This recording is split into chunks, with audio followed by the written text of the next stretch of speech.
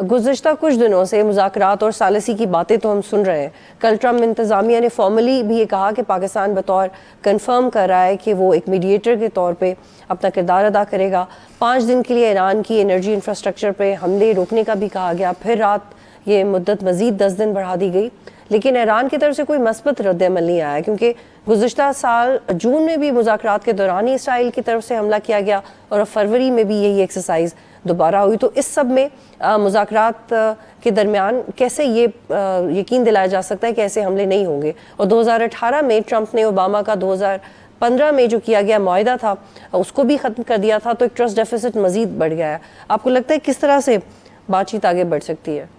دیکھیے، دونوں طرف سخت بیانات دیں گے، انہوں نے دیے ہیں، اور اس کے بعد یہ ہے کہ جنگ بھی شدت اختیار کر گئی ہے. آج بھی جو ہے ایران کے اوپر بھی حملے ہوئے ہیں، ایران نے جوابی حملے بھی کیے ہیں، سعودی عرب میں کیا ہے، کویت میں کیا ہے، جارڈن میں کیا ہے، اور دوسرے UAE پہ حملہ کیا ہے. تو اس کا مطلب یہ ہے کہ جنگ جگہ پہ جاری ہے. دوسری طرف یہ بھی رپورٹس آ رہی ہیں کہ امریکہ جو ہے نئے دستے بھیج رہا ہے. ایک جو ہے airborne 82nd airborne paratroopers کی جو ہے ایک ڈویژن اسے بھیج رہا ہے، اور اس کے علاوہ جو ہے ایکسپیڈیشنری مرین فورس کو بھی بھیج رہا ہے.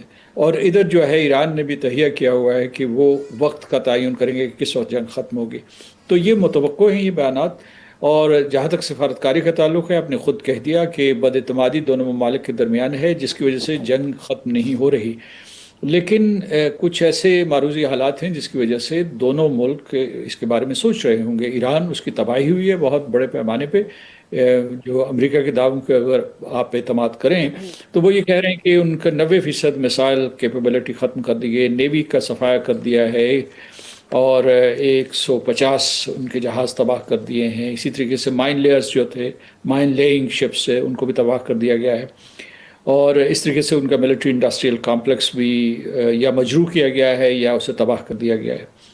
تو یہ سارے کا سارا جو ہے، اور ایران میں بھی جو ہے پہلے سے ہی افراط زر ہے.